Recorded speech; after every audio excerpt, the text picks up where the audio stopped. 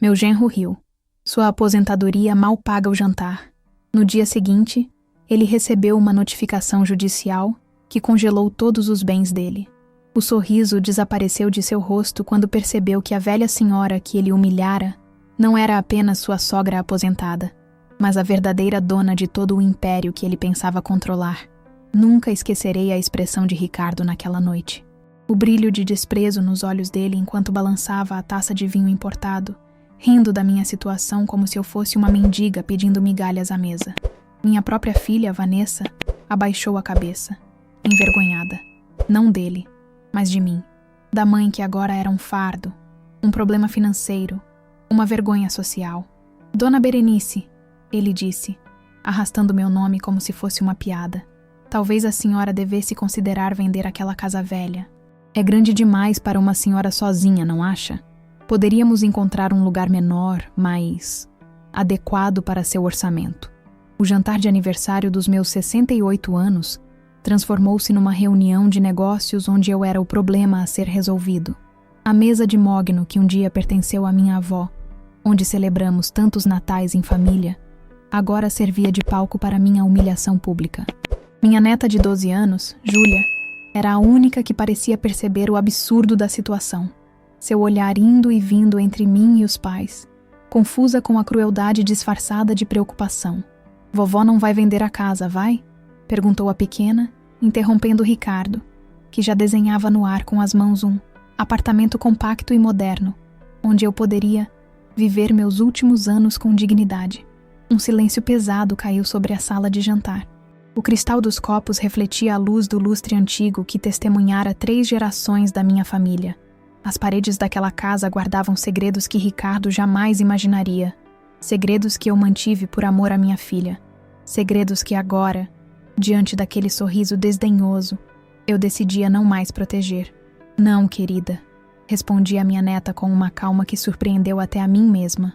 Vovó não vai vender a casa. Mamãe, interveio Vanessa com aquela voz tensa que usava quando queria me controlar em público. Seja razoável. Você vive sozinha nesta mansão, com despesas enormes, enquanto sua aposentadoria mal paga o jantar, completou Ricardo, rindo e erguendo a taça num brinde irônico à minha pobreza. Aliás, este vinho custa mais que seu benefício mensal, sabia? Senti o sangue ferver nas veias, mas mantive a compostura. Décadas administrando empresas me ensinaram a nunca demonstrar fraqueza diante de predadores. E Ricardo era exatamente isso. Um predador que se infiltrara na família através de minha filha, convencendo-a aos poucos de que eu era incapaz de gerir meu próprio patrimônio.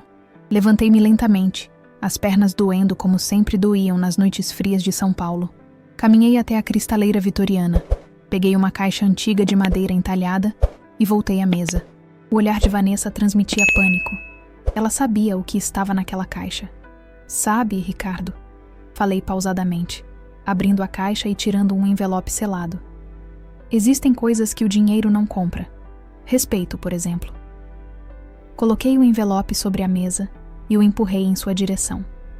Ele o pegou com desconfiança, mas ainda mantendo aquele sorrisinho superior. Quando começou a ler, no entanto, o sorriso morreu lentamente, substituído por uma palidez doentia. Isso não pode ser verdade, balbuciou. Cada palavra, confirmei. Assinado e reconhecido em cartório há 2 anos, quando percebi que tipo de homem você realmente é. Vanessa tentou pegar o documento, mas Ricardo o afastou bruscamente. Sua mãe está louca. Ela não pode fazer isso. Posso, fiz e está feito. Respondi calmamente, enquanto me servia de mais pudim. A propósito, este jantar foi o último que você deu usando o meu dinheiro. A manhã seguinte trouxe a tempestade que eu previra. O oficial de justiça era um homem gentil, quase constrangido ao entregar a notificação na porta da cobertura que Ricardo tanto se orgulhava de possuir. Embora cada centímetro daquele imóvel tivesse sido pago com o dinheiro que ele desviara das empresas que um dia confiei a ele. Não entendo, dona Berenice. O porteiro do prédio me disse quando saí, após presenciar a entrega da intimação. Achávamos que a senhora tinha perdido tudo para ele. Sorri, ajustando o meu chapéu simples que escondia parcialmente meu rosto marcado pelo tempo. Às vezes, seu Antônio, é preciso perder um pouco para não perder tudo. Enquanto o táxi me levava de volta para a mansão dos Mendonça, minha família há 4 gerações, eu sentia um misto de dor e alívio. Dor pela traição de minha própria filha, que se deixou cegar pelo marido ambicioso. Alívio por finalmente colocar um fim à sangria silenciosa de tudo o que construí ao longo de uma vida. A verdade era que nunca houve aposentadoria alguma. Este era apenas o papel que escolhi interpretar quando percebi, 3 anos atrás, que Ricardo estava desviando dinheiro das empresas e colocando tudo em seu nome. Enquanto ele pensava estar me enganando, eu documentava cada transferência, cada documento falsificado, cada assinatura forjada. No silêncio da minha suposta fragilidade, construí o caso perfeito contra ele. E agora, depois de suportar humilhações como a daquela noite, eu finalmente derrubava a máscara. "Para onde, senhora?" perguntou o taxista quando paramos em frente ao imponente portão de ferro forjado. "Para casa", respondi simplesmente. "Finalmente para casa. Meu nome é Berenice Mendonça, tenho 68 anos, e até ontem, para o mundo, eu era apenas uma velha senhora vivendo das migalhas de uma pequena aposentadoria. Uma viúva solitária ocupando uma mansão grande demais, sustentada pela generosidade do genro bem-sucedido. Esta foi a história que permiti que contassem. A história que alimentei com minhas roupas simples, meus gestos contidos e meu silêncio estratégico. A verdade? Sou a fundadora da Mendonça Incorporações, uma das maiores empresas do ramo imobiliário de São Paulo. Ou melhor, era, até que meu marido Augusto faleceu há 5 anos, e Ricardo, marido de minha única filha, começou a assumir o controle de tudo, usando procurações que obteve quando fingi estar abalada demais com o luto para cuidar dos negócios. A mansão no Jardim Europa, onde vivo desde que me casei, tem 12 quartos. Jardins que exigem 3 jardineiros em tempo integral e uma história que remonta a 1932. As paredes de madeira nobre escondem passagens secretas que meu avô construiu durante a Revolução Constitucionalista. O porão guarda documentos que remontam à fundação da cidade. É mais que uma casa. É o arquivo vivo de uma família que ajudou a construir esta metrópole. Todas as manhãs, acordo às 5h30, mesmo sem necessidade. Velhos hábitos de quem comandou uma empresa por 4 décadas. Dona Carmen, minha governanta há 30 anos, é a única que conhece minha verdadeira situação. Ela me traz café na cama e o jornal do dia, que leio com atenção especial às páginas de economia e ao caderno imobiliário. "A senhora devia ter feito isso antes", ela comentou nesta manhã, enquanto me ajudava a escolher a roupa para o dia que prometia ser decisivo. "Tudo tem seu tempo, Carmen", respondi, optando por um conjunto de saia e blazer cinza, discreto, elegante e poderoso. Precisava ter certeza que tinha reunido todas as provas. A verdade é que também precisava ter certeza sobre Vanessa, minha filha. Parte de mim ainda esperava que ela percebesse as manipulações do marido, que enxergasse como ele a afastava cada vez mais de mim, como distorcia minhas palavras e intenções. A noite anterior havia sido a confirmação final de que ela estava completamente sob o controle dele. Minha rotina diária, aos olhos de quem me vigia, e sei que Ricardo mantém pessoas observando meus movimentos, é tediosamente previsível. Pela manhã, cuido do jardim, especialmente das rosas brancas que Augusto tanto amava. Converso com os passarinhos que visitam os comedouros que instalei próximo à fonte central. Às vezes, recebo a visita de amigas da mesma idade, viúvas como eu, muitas enfrentando situações semelhantes com filhos ou genros que as consideram um estorvo, um obstáculo entre eles e a herança. À tarde, faço tricô na varanda enquanto observo o movimento da rua. De 3 em 3 dias, visito o cemitério onde Augusto está enterrado. Uma vez por semana, vou à missa na igreja do bairro. Aos domingos, espero que Vanessa me leve Júlia para passar o dia comigo, algo que tem acontecido cada vez menos nos últimos meses. O que ninguém sabe é que nas passagens secretas da mansão, montei um escritório completo. Internet de alta velocidade, computadores potentes, documentos organizados em arquivos à prova de fogo. Dali, com a ajuda de Carlos, meu advogado de confiança e afilhado que Ricardo nunca conheceu, venho monitorando cada passo dado por meu genro à frente das empresas que construí. "Dona Berenice, a senhorita Júlia está no portão", anunciou Carmen. interrompendo meus pensamentos. Veio sozinha, de Uber. Meu coração acelerou. Minha neta sabia que algo grave havia acontecido na noite anterior, mas não esperava que viesse me procurar, especialmente sem o conhecimento dos pais. Júlia entrou como um furacão, os cabelos castanhos despenteados pelo vento, a mochila da escola jogada displicentemente sobre o sofá. Aos 12 anos, ela já mostrava a determinação que tive na juventude, antes que o casamento e as convenções sociais me obrigassem a adotar uma postura mais contida. Vovó, papai está gritando pela casa toda. Disse que você vai arruinar nossa família, disparou ela, os olhos verdes, tão parecidos com os meus, arregalados de preocupação. O que está acontecendo? Sentei-me ao lado dela no sofá antigo da sala de estar. Como explicar a uma criança que seu pai é um criminoso? Como preservá-la da verdade sem mentir? Júlia, querida, há coisas no mundo dos adultos que são complicadas. Comecei, escolhendo cuidadosamente as palavras. Seu pai e eu temos diferenças de opinião sobre como administrar os negócios da família. Ele disse que você enlouqueceu, que está inventando coisas porque está velha e confusa, continuou ela, repetindo as palavras cruéis com a inocência de quem não compreende seu verdadeiro significado. Senti uma pontada de dor, não pela ofensa em si, mas por saber que minha própria filha provavelmente concordava com essas afirmações. Por 3 anos, permiti que Ricardo plantasse essa narrativa, deixei que me retratasse como uma senhora senil e frágil, incapaz de tomar decisões. Tudo parte do meu plano para que ele se sentisse seguro o bastante para cometer erros, deixar rastros, acreditar-se invencível. E você, Júlia? Você acha que a vovó está confusa? Perguntei, segurando suas mãos pequenas entre as minhas, marcadas pelo tempo. Ela me encarou por um longo momento antes de responder. Não. Você é a pessoa menos confusa que eu conheço. Sorri, sentindo uma onda de orgulho. Apesar de todas as tentativas de Ricardo, ele não conseguira envenenar completamente o coração de minha neta. Mamãe está chorando trancada no quarto, continuou Júlia. Ela não quer falar comigo. Acho que está com medo. E deveria estar, pensei comigo mesma.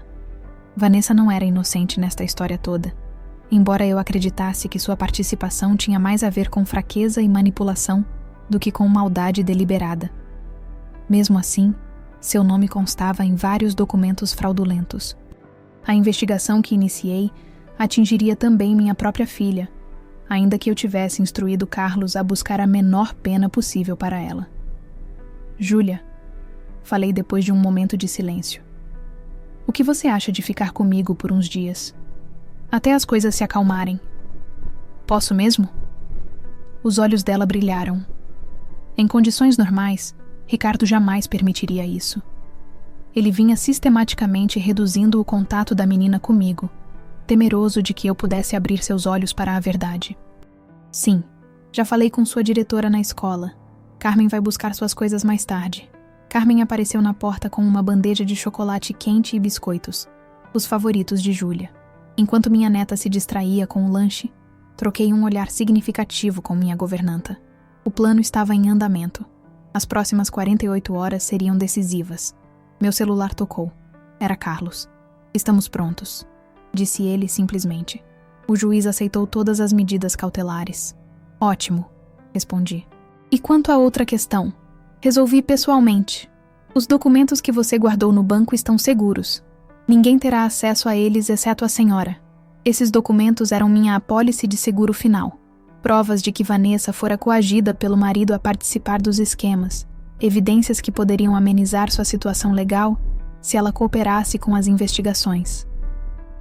Enquanto observava minha neta folheando um álbum antigo de fotografias, senti o peso das decisões que havia tomado. Ricardo seria destruído, isso era certo. Mas o que aconteceria com minha filha e minha neta nesse processo? Como reconstruir os laços familiares depois de tanta traição e desconfiança? O som da campainha me arrancou desses pensamentos sombrios. Pela janela, vi o carro da Polícia Federal estacionado em frente ao portão. Havia chegado o momento que planejei meticulosamente por 3 longos anos. Vá para seu quarto, querida, disse a Júlia. Vovó precisa receber algumas pessoas. A primeira vez que percebi que algo estava errado foi 6 meses após a morte de Augusto. O luto ainda me consumia, transformando dias em noites intermináveis, onde o vazio ao meu lado na cama king size parecia crescer em vez de diminuir. Por 42 anos, compartilhamos travesseiro, sonhos e empresas. Sua partida repentina, um infarto fulminante durante uma reunião de diretoria, deixou um buraco negro que engolia minha vontade de continuar. Foi nesse momento de fragilidade extrema que Ricardo deu seu primeiro passo. Lembro-me perfeitamente. Era uma tarde chuvosa de maio, o céu de São Paulo coberto por nuvens tão pesadas quanto meu coração. Ele apareceu na mansão com um buquê de lírios, minhas flores favoritas, detalhe que surpreendentemente ele conhecia. Berenice, disse ele, usando meu primeiro nome pela primeira vez, numa intimidade que deveria ter me alertado. Estou preocupado com você. Todos estamos. Sentou-se ao meu lado no sofá da sala de estar, aquele mesmo onde agora Júlia folheava álbuns antigos. Colocou sobre a mesa de centro uma pasta com documentos e, com aquela voz macia que usava para fechar negócios, explicou que queria me aliviar do fardo das empresas, enquanto eu processava minha dor. São apenas algumas procurações temporárias, garantiu, os olhos castanhos transmitindo uma falsa preocupação. Para que você possa se concentrar em sua recuperação enquanto cuido de tudo. Augusto gostaria que eu fizesse isso por você. Mencionar meu marido foi um golpe baixo, mas eficaz. Naquele momento, qualquer coisa que pudesse estar conectada aos desejos de Augusto tinha poder sobre mim. Ricardo sabia disso. Havia estudado meu comportamento, mapeado minhas fraquezas. Vanessa estava presente, sentada na poltrona vitoriana perto da lareira. Seus olhos estavam inchados. Ela também sofria com a perda do pai que tanto admirava. Quando hesitei diante dos documentos, ela interveio. Mãe, por favor, você não tem dormido? Mal se alimenta? Deixe Ricardo ajudar. Papai confiava nele. Esta última frase não era totalmente verdade. Augusto respeitava a inteligência de Ricardo, mas sempre manteve certa reserva quanto ao seu caráter. Homens como ele veem oportunidades onde deveriam ver pessoas, disse-me certa vez, após um jantar de negócios. Mas Vanessa não precisava saber disso. Ou talvez já soubesse e escolhesse ignorar, uma dúvida que me atormentaria nos anos seguintes. Assinei os documentos sem ler completamente. Um erro imperdoável para alguém com minha experiência nos negócios. Mas a dor embota os sentidos, turva o julgamento. Ricardo contava com isso. Nas semanas que se seguiram, mal notei as mudanças sutis. Ricardo substituiu funcionários antigos e leais por pessoas de sua confiança. Reuniões importantes passaram a acontecer sem meu conhecimento. Projetos que Augusto e eu considerávamos prioritários foram engavetados, enquanto outros, mais lucrativos a curto prazo, porém eticamente questionáveis, ganharam vida. A verdadeira traição, porém, veio 3 meses depois. Eu começava lentamente a sair do torpor do luto, retomando o interesse pelas empresas que haviam sido minha vida. Ligava ocasionalmente para o escritório, perguntava sobre decisões, sugeria caminhos. Ricardo sempre me tranquilizava com meias verdades e promessas de reuniões que nunca aconteciam. Até aquela tarde de agosto, quando decidi fazer uma visita surpresa à sede da Mendonça Incorporações. O prédio no centro financeiro de São Paulo, com suas linhas modernas e a fachada espelhada que refletia o céu, foi projetado pelo próprio Augusto, que antes de se tornar empresário sonhara em ser arquiteto. Entrei pelo saguão principal, cumprimentando funcionários que pareciam surpresos, e alguns, visivelmente desconfortáveis, com minha presença. No elevador, apertei o botão para o 15º andar, onde ficava meu escritório. Quando as portas se abriram, porém, não reconheci o lugar. As paredes que antes exibiam a história da empresa em fotografias antigas haviam sido substituídas por arte contemporânea genérica. A mesa de minha secretária, Dona Eulália, que trabalhara comigo por 3 décadas, estava ocupada por uma jovem que nunca vira antes. "Posso ajudar?" perguntou ela, olhando-me com curiosidade, sem reconhecer a fundadora da empresa onde trabalhava. "Sou Berenice Mendonça", respondi, observando como seu rosto empalidecia ao realizar seu erro. "Vim ver meu genro." "Senhora Mendonça, não fomos informados. O senhor Ricardo está em reunião e pediu para não ser interrompido." "Não importa." "Onde está Dona Eulália?" A jovem desviou o olhar, desconfortável. Não conheço nenhuma Eulália, senhora. Estou aqui há 2 meses. Sem esperar resposta, caminhei em direção à porta que levava ao corredor dos escritórios executivos. Conhecia cada centímetro daquele prédio. Eu mesma havia supervisionado sua construção. A recepcionista levantou-se, alarmada, mas não ousou me impedir. Os corredores estavam diferentes, mais frios, impessoais. Onde antes havia plantas e fotografias de projetos concluídos, agora só se viam paredes nuas e portas fechadas. Caminhei diretamente para meu antigo escritório, o coração acelerando a cada passo. A porta estava entreaberta. Dentro, Ricardo conversava com 2 homens que reconheci como representantes de uma construtora concorrente, conhecida por práticas duvidosas e projetos ambientalmente questionáveis. Sobre a mesa, minha mesa de carvalho maciço onde assinei meu primeiro contrato milionário, estavam plantas de um terreno que reconheci imediatamente. Era a Reserva Mendonça, uma área de proteção ambiental que Augusto e eu havíamos criado nos arredores de São Paulo. Um santuário de Mata Atlântica que prometemos jamais explorar comercialmente, nossa contribuição para o futuro da cidade que nos acolhera. Como podem ver, senhores, a área é perfeita para o empreendimento. Com as conexões certas na prefeitura, os obstáculos ambientais são contornáveis, dizia Ricardo, sem notar minha presença na porta. E a velha? Perguntou um dos homens. Não vai criar problemas? Ricardo riu, aquela mesma risada desdenhosa que usaria anos depois em minha mesa de jantar. Dona Berenice está indisposta, focada em seu luto.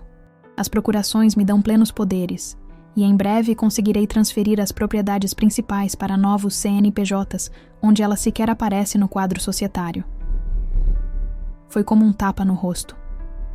A frieza calculista, a referência a mim como a velha, o plano para me eliminar das empresas que construí, tudo isso me atingiu como uma avalanche.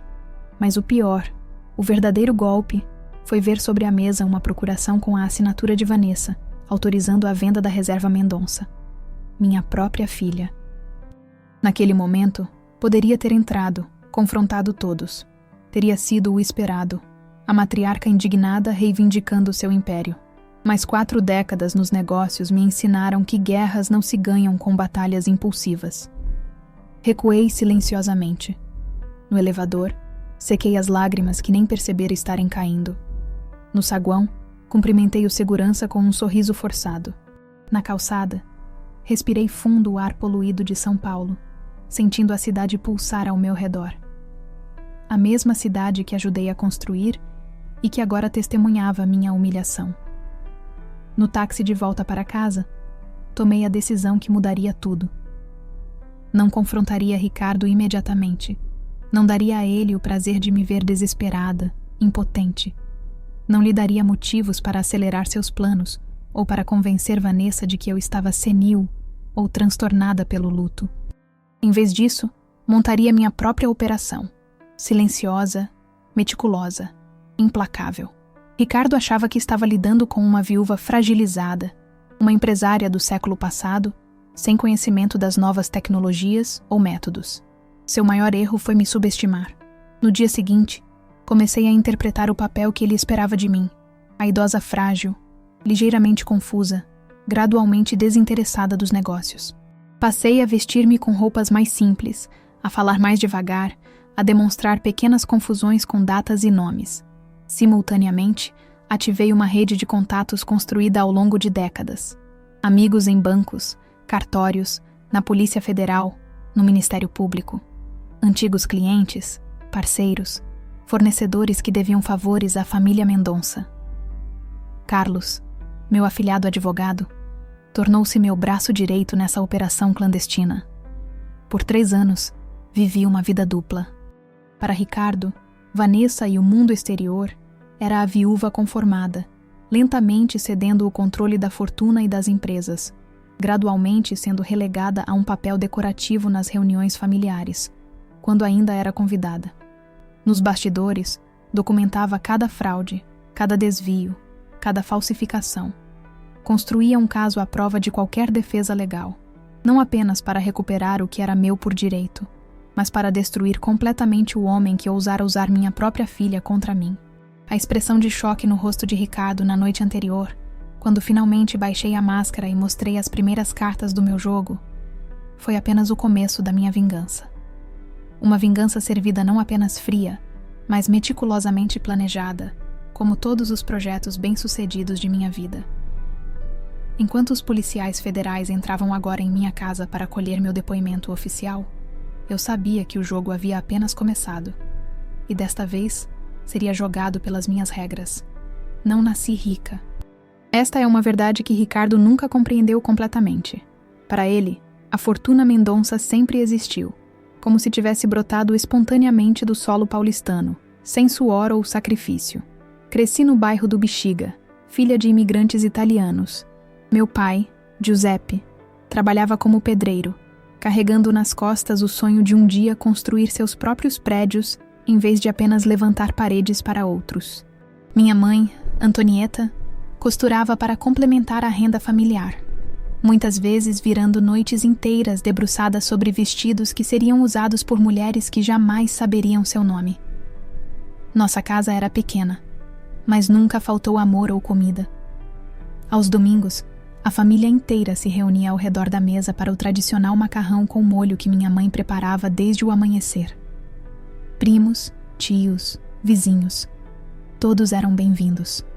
A riqueza se mede pelos amigos à mesa, não pelas moedas no banco, dizia meu pai, enchendo os copos de vinho tinto com generosidade. Foi nessa mesa que aprendi minhas primeiras lições sobre negócios.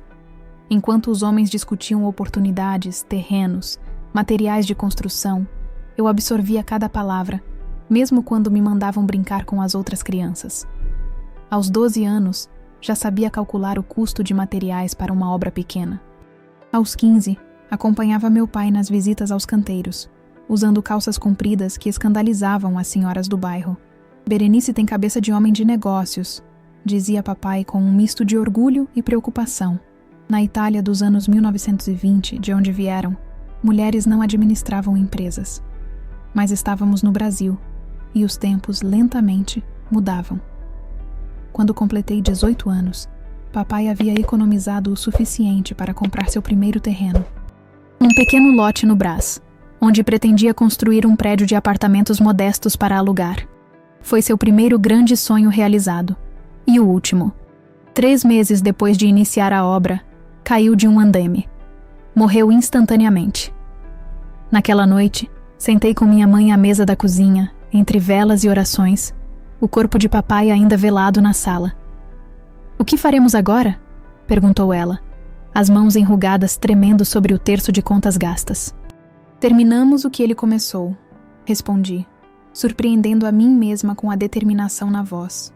Na manhã seguinte ao funeral, vesti as calças compridas que tanto escandalizavam a vizinhança e fui ao canteiro de obras. Os operários, amigos do meu pai, me olharam com desconfiança e pena. Uma menina de 18 anos, sem experiência formal, sem estudo superior, querendo assumir uma construção. "Vocês trabalham para mim agora", anunciei, empinando o queixo para compensar o medo que ameaçava me paralisar. "O salário será o mesmo, o respeito também. A única diferença é que seguirão minhas ordens, não as dele." Nos 6 meses seguintes, dormia apenas 4 horas por noite. Passava o dia no canteiro, aprendendo na prática o que não tivera tempo de aprender com meu pai. À noite, estudava livros de engenharia e arquitetura, fazendo anotações até que os olhos ardessem. Nos fins de semana, visitava outras obras para observar técnicas e soluções. Quando o pequeno prédio de 4 andares ficou pronto, 1 mês antes do previsto e abaixo do orçamento, os mesmos operários que duvidaram de mim ergueram-me nos ombros, como faziam com os mestres de obra quando uma construção era concluída com sucesso. Aquele primeiro prédio ainda existe, na rua Caetano Pinto. Sempre que passo por ali, olho para a fachada simples e sinto o mesmo orgulho da primeira vez. Foi o começo de tudo. Com o dinheiro dos aluguéis, comprei outro terreno, depois outro. Estudei formalmente, tornando-me uma das poucas mulheres engenheiras de São Paulo nos anos 1960. Casei-me com Augusto, um arquiteto talentoso que cruzou meu caminho durante a construção do 3º empreendimento. Juntos, formamos a Mendonça Incorporações. Não foi um caminho fácil. Bancos recusavam empréstimos para uma empresa comandada por uma mulher. Clientes potenciais dirigiam-se a Augusto, ignorando minha presença nas reuniões, mesmo quando era eu quem tinha as respostas. Fornecedores tentavam nos enganar, acreditando que podiam se aproveitar de minha suposta ingenuidade. Um por um, provei que estavam errados. Não com discursos inflamados sobre igualdade de gênero, embora acreditasse firmemente nela, mas com resultados concretos. Prédios bem construídos, prazos respeitados, qualidade impecável, números que falavam por si. Quando Vanessa nasceu, em 1980, a Mendonça Incorporações já era uma das maiores construtoras de São Paulo. Tínhamos nos mudado para a mansão no Jardim Europa, um presente que Augusto projetou para mim quando descobrimos a gravidez. Para nossa filha crescer com espaço para correr e sonhar, disse ele, mostrando-me a planta da casa que se tornaria nosso lar pelas próximas décadas. Vanessa foi uma criança amada, mimada até.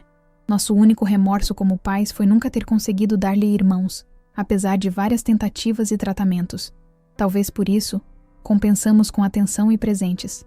Talvez tenha sido nosso erro. Criá-la acreditando que o mundo lhe devia algo, que tudo viria facilmente. Ao contrário de mim, ela nunca demonstrou interesse pelos negócios da família. Enquanto eu, aos 15 anos, já negociava com fornecedores, Vanessa preferia shoppings e viagens internacionais. Augusto dizia que ela apenas aproveitava a juventude, que o interesse viria com a maturidade.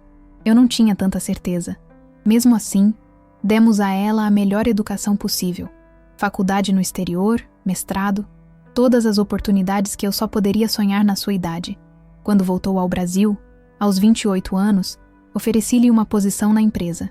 Começando de baixo, insisti, contra os protestos de Augusto. Precisa aprender cada aspecto do negócio. Ela trabalhou conosco por exatos 3 meses e 18 dias. Então conheceu Ricardo em uma festa corporativa. 2 meses depois, anunciou que estava apaixonada. 6 meses depois, casaram-se. 1 ano depois, Júlia nasceu, trazendo a alegria de sermos avós. Ricardo tinha credenciais impressionantes no papel. MBA no exterior, experiência em multinacionais, um histórico de resultados. O genro perfeito para assumir os negócios da família quando chegasse a hora. Pelo menos era o que Augusto pensava. Eu mantinha minhas reservas, embora as guardasse para mim mesma.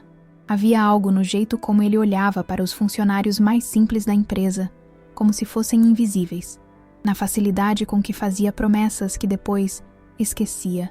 Na maneira calculada como construiu sua imagem de filho que Berenice e Augusto nunca tiveram. Vagarosamente, Ricardo conquistou a confiança de Augusto. Passo a passo, assumiu responsabilidades maiores na empresa. Projeto após projeto, implementou suas próprias visões, sempre mais voltadas ao lucro rápido que à qualidade duradoura que era nossa marca registrada. Ele tem visão moderna, defendia Augusto quando eu questionava alguma decisão de Ricardo. Precisamos nos adaptar aos novos tempos. Talvez eu devesse ter sido mais firme. Talvez devesse ter confiado mais em meus instintos. Mas depois de 4 décadas juntos, aprendi a ceder ocasionalmente para Augusto, como ele cedia para mim em outras questões. Equilíbrio de poder, a base de nosso casamento bem-sucedido. Quando Augusto morreu, deixou um vazio que parecia impossível de preencher. Não apenas em minha vida pessoal, mas na empresa. Funcionários que o viam como figura paterna ficaram desorientados. Parceiros de negócios, acostumados com sua palavra firme, mostravam-se hesitantes. Foi nesse momento de vulnerabilidade coletiva que Ricardo fez seu movimento mais ousado. Em vez de dar apoio, ofereceu assumir o controle. Em vez de honrar o legado do homem que o tratara como filho, aproveitou para desmantelar sistematicamente tudo o que construímos. O pior foi assistir como ele manipulava Vanessa.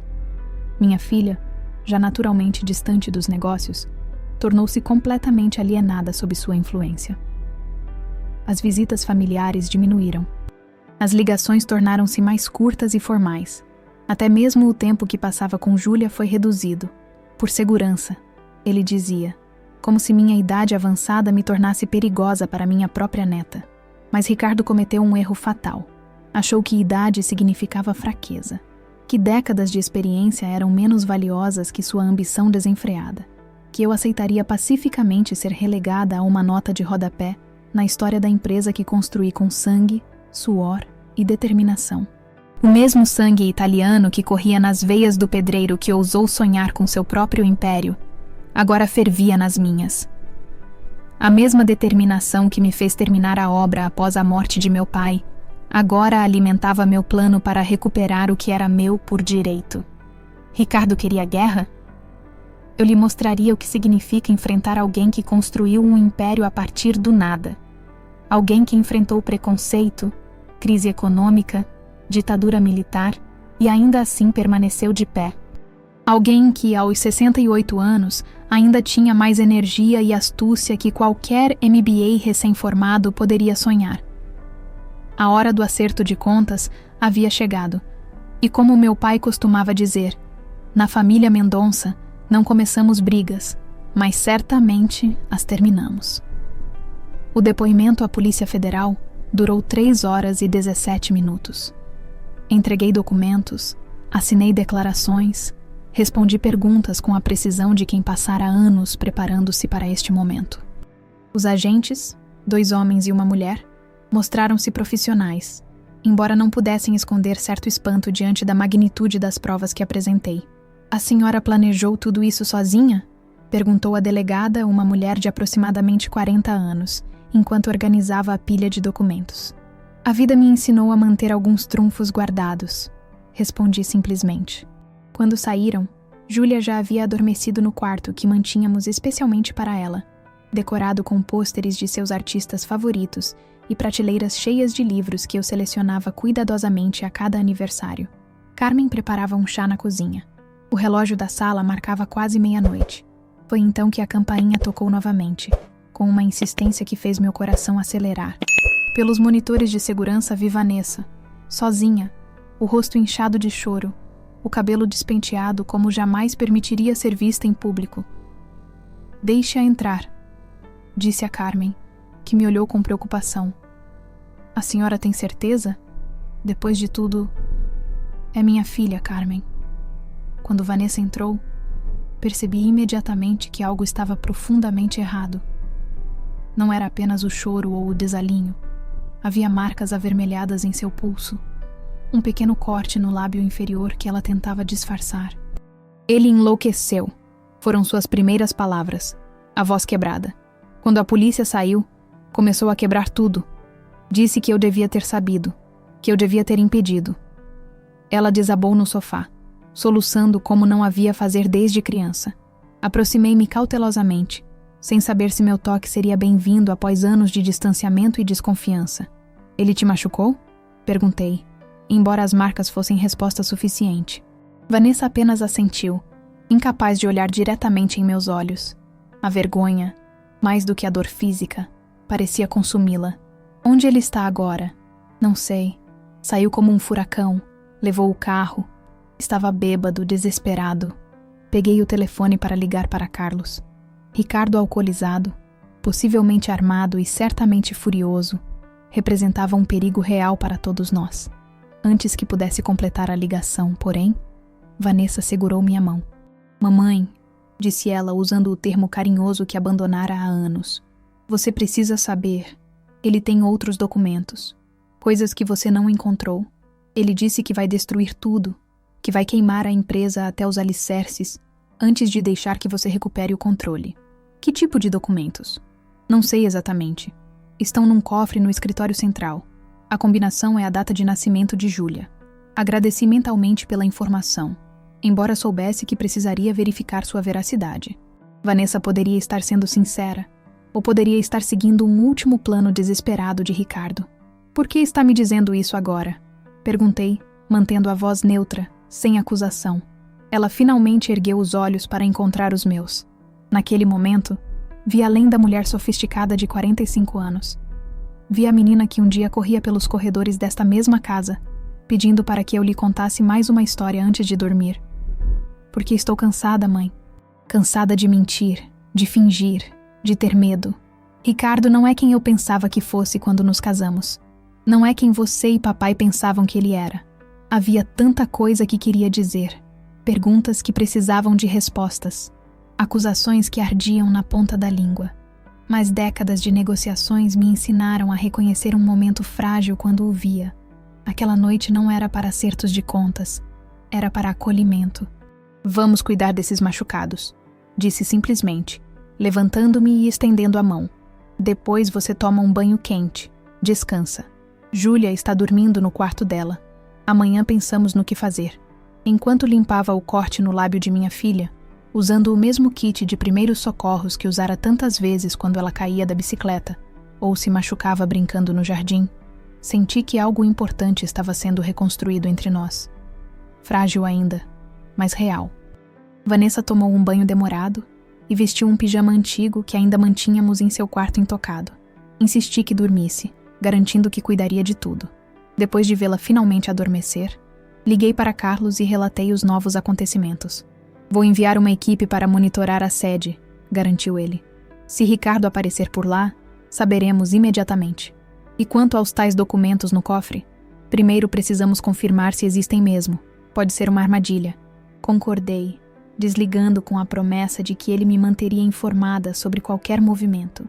Eram quase 2 da manhã quando finalmente me recolhi ao meu próprio quarto, exausta física e emocionalmente, mas com a mente ainda alerta. Não consegui dormir.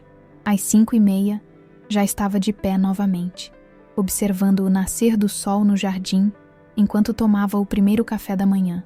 Foi então que meu celular vibrou com uma mensagem de texto. Era Ricardo. Velha estúpida. Acha que venceu? Espere para ver o que preparei para sua preciosa reputação. Anexo à mensagem havia um vídeo. Hesitei antes de abri-lo, temendo o conteúdo. Quando finalmente o fiz, senti o sangue gelar nas veias. O vídeo mostrava Ricardo em meu escritório na empresa. O espaço que ele havia usurpado anos antes. Estava visivelmente embriagado, os olhos injetados, a gravata frouxa. Atrás dele, pilhas de documentos queimavam em uma pequena fogueira improvisada em uma lixeira metálica. Sabe o que é isso, Berenice? Perguntou ele para a câmera com um sorriso desvairado. São os registros originais da compra dos terrenos em Paraisópolis. Lembra deles? Aquela favela que você e Augusto prometeram nunca desapropriar, mesmo quando valia milhões? Os terrenos que você registrou em nome da Fundação Beneficente para garantir que as famílias pudessem ficar? Meu coração acelerou. Aqueles documentos eram preciosos, a prova de um compromisso social que fizemos nos anos 1990, garantindo moradia para mais de 200 famílias em uma área que posteriormente se valorizou enormemente. Sem os registros originais, seria difícil defender a legitimidade da doação caso alguém a contestasse judicialmente. Mas não se preocupe, continuou ele, a voz arrastada pelo álcool. Isso é só o começo. Tenho muito mais planejado para seu legado. A câmera girou, mostrando o restante do escritório. Meu sangue gelou ao ver o que ele havia feito. As paredes estavam cobertas de pichações com spray vermelho. Fraude, sonegadora, criminosa, palavras que manchavam não apenas a pintura, mas tudo que construía ao longo de décadas. Mais chocante ainda, os retratos de família que decoravam o local, fotos minhas com Augusto, com Vanessa criança, recortes de jornal de projetos emblemáticos. Todos haviam sido vandalizados, rostos riscados, vidros quebrados. Sabe o que é melhor? A câmera voltou para Ricardo, que agora segurava um molho de chaves. Seu querido segurança noturno, aquele que se recusou a ser demitido quando assumiu o controle, me deixou entrar sem questionar quando mostrei isso. Ele ergueu um papel que reconheci imediatamente. Uma procuração falsificada com minha assinatura, dando-lhe plenos poderes sobre as propriedades da empresa. Pobre seu Juvenal, tão leal a você que nem percebeu que a assinatura é falsa. Vai perder o emprego quando a polícia descobrir que ele foi cúmplice nesta invasão, não acha? A maldade calculada daquele ato atingiu-me como um soco no estômago. Juvenal trabalhava para nós há mais de 20 anos. Era um homem honesto, pai de 5 filhos, que recusara ofertas melhores por lealdade à família Mendonça. E agora, o gran finale, anunciou Ricardo, como um apresentador de circo macabro. A câmera moveu-se para mostrar o cofre aberto, o mesmo que Vanessa mencionara. Dentro, havia mais documentos, um HD externo e diversos pendrives. Sabe o que tem aqui, sogrinha? O termo carinhoso, antes usado em reuniões familiares, agora soava como insulto em sua boca. Todas as operações questionáveis da Mendonça, incorporações nos últimos 40 anos. Cada suborno para fiscal de obra, cada propina para aprovação de projeto, cada sonegação fiscal cuidadosamente escondida. Ele pegou um dos pendrives e o balançou diante da câmera. Augusto era meticuloso em seus registros, não? Guardava tudo, mesmo o que deveria ter sido destruído. E agora, tudo isso vai para a imprensa, para o Ministério Público, para seus concorrentes. Minha respiração falhou. Era mentira, claro. Augusto e eu sempre conduzimos os negócios com ética inabalável, muitas vezes à custa de lucros maiores. Mas Ricardo tinha habilidade suficiente para manipular documentos, criar falsos registros, fabricar evidências que poderiam manchar décadas de trabalho honesto. Você tem 1 hora, Berenice, concluiu ele, aproximando-se da câmera. 1 hora para retirar todas as denúncias, devolver minhas contas bancárias, descongelar meus bens. Ou então, ele gesticulou para o caos ao redor. Isto vai parecer uma festa infantil comparado ao que vem a seguir. O vídeo terminou abruptamente. Minhas mãos tremiam tanto que quase deixei o celular cair. Era chantagem explícita, claro, mas também uma ameaça real. Ricardo não tinha mais nada a perder, a característica mais perigosa em um adversário. Respirei fundo, tentando acalmar minha mente e analisar friamente a situação, como faria em qualquer crise nos negócios. Havia 3 opções: ceder à chantagem, ignorá-la ou contra-atacar. Ceder significaria destruir tudo o que planejei meticulosamente por 3 anos. Significaria deixar Ricardo sair impune depois de tudo o que fez, permitir que continuasse controlando empresas que não lhe pertenciam, manipulando minha filha, envenenando minha neta contra mim. Ignorar não era realmente uma opção. Conhecia Ricardo o suficiente para saber que cumpriria suas ameaças. Mesmo que as acusações fossem falsas, o dano à reputação seria real e talvez irreparável. Restava contra-atacar. Mas como? Que arma eu ainda não havia usado nessa guerra silenciosa? Foi então que percebi. Havia uma 4ª pessoa nesta história que até agora permanecera nas sombras. Alguém que poderia mudar completamente o rumo dos acontecimentos. Peguei o telefone novamente e liguei para um número que não usava há anos. Depois de 3 toques, uma voz grave e sonolenta atendeu. Alô? Paulo? É Berenice Mendonça. Um silêncio momentâneo do outro lado da linha. Então, Dona Berenice, quanto tempo? O que posso fazer pela senhora a esta hora da manhã? Preciso que publique uma história. Hoje mesmo. Que tipo de história? O tipo que pode derrubar um império ou salvá-lo. Paulo Silva era editor-chefe do maior jornal do país. Também era o homem cujo primeiro emprego foi como office boy na Mendonça Incorporações e cuja faculdade de jornalismo foi integralmente paga por uma bolsa de estudos que Augusto e eu criamos especialmente para ele, impressionados com sua inteligência e determinação. Enquanto explicava rapidamente a situação, ouvia o som de Paulo levantando-se, provavelmente já tomando notas. Ele não fez perguntas desnecessárias, nem ofereceu consolos vazios. Apenas ouviu, processou, e então disse as palavras que eu precisava ouvir. Meu melhor repórter estará na sua casa em 30 minutos. Publicamos na edição online ao meio-dia e na capa de amanhã. Quando desliguei, notei que minhas mãos não tremiam mais. A decisão estava tomada. Esta guerra seria decidida não nas sombras, como Ricardo preferira até agora, mas na luz do dia, diante de todos.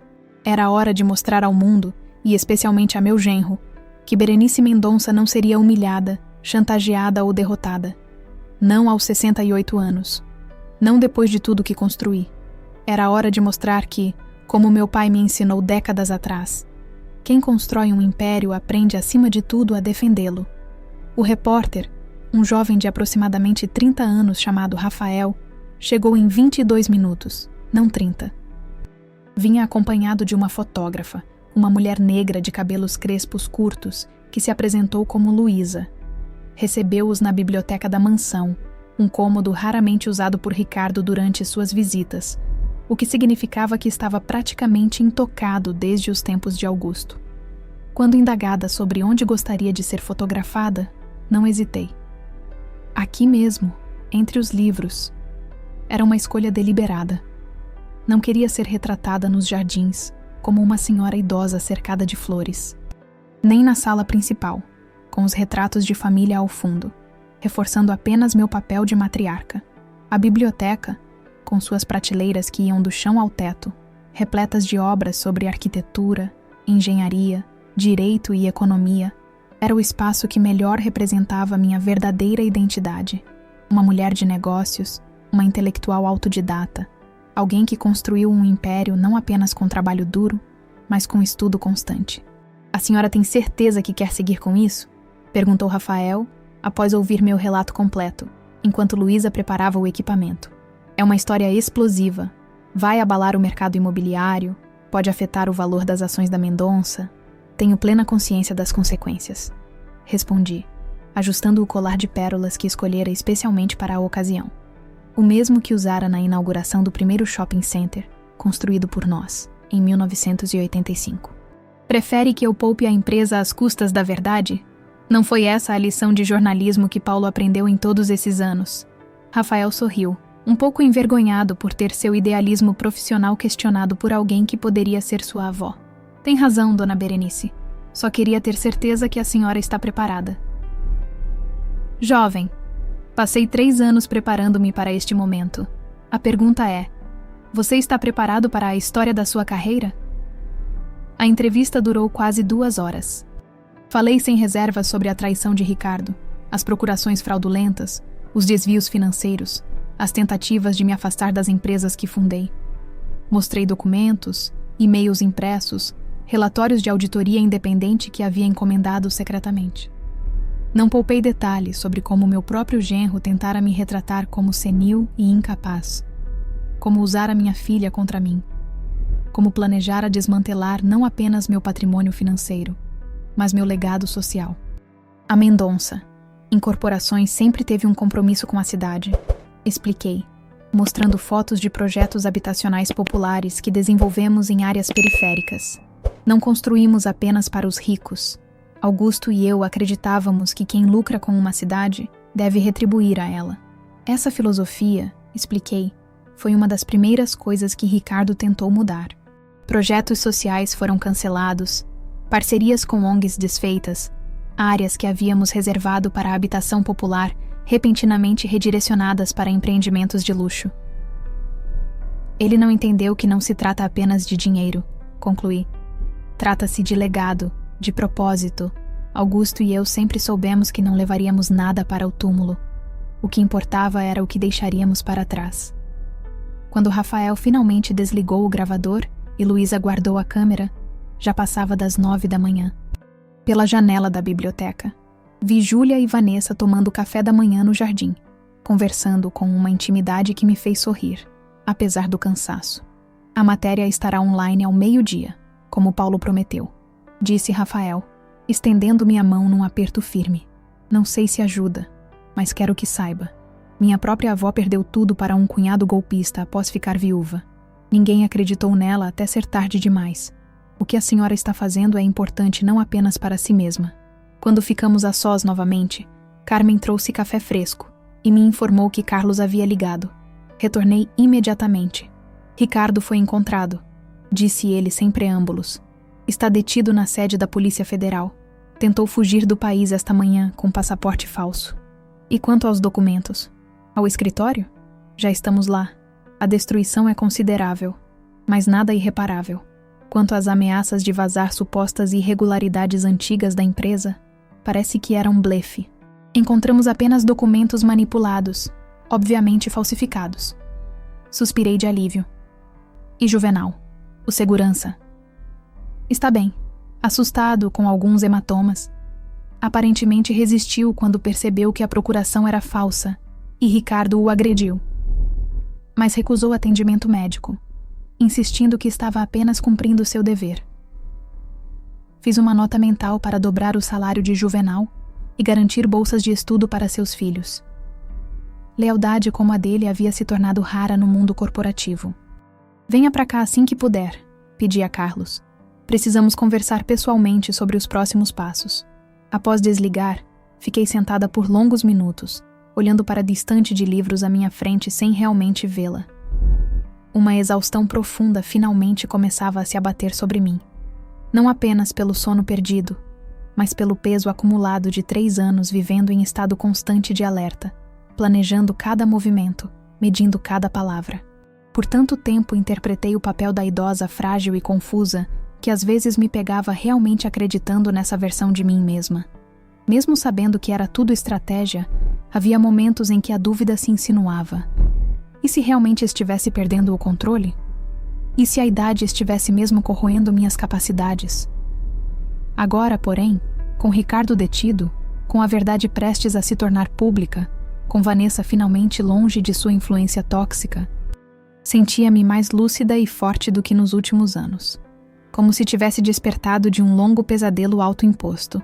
Ergui-me da poltrona e caminhei até a janela, observando minha filha e minha neta conversando no jardim. Júlia gesticulava animadamente, provavelmente contando alguma história da escola, enquanto Vanessa a ouvia com um sorriso genuíno, livre daquela tensão constante que Ricardo provocava nela. Percebi então que a vitória não estava apenas em recuperar as empresas, ou em ver Ricardo enfrentar as consequências de seus atos. A verdadeira vitória estava ali, naquele jardim, a possibilidade de reconstruir os laços familiares que ele quase destruiu completamente.